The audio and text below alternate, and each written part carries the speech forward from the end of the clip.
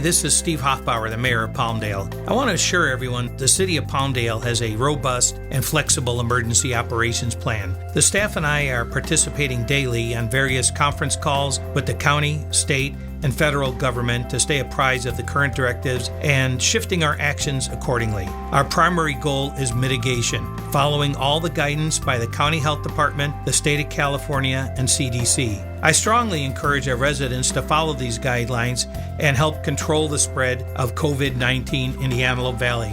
What has the City of Palmdale done so far? Well, on March 11th, the city manager declared a state of emergency, and that will help us facilitate opportunities for assistance within our community. The Emergency Operations Center has been activated to monitor developing situations. You can find specific direction on the city's website at www.cityofpalmdale.org. If you need services from the city, you're encouraged to call, email, or use one of our online services. City Hall will be generally closed to over-the-counter activity without an appointment. Legacy Commons for Seniors has implemented a drive-up delivery service for food, as has South Antelope Valley Emergency Services Saves. The city is waiving fees for citations and library fees and things of that nature. So what can you do?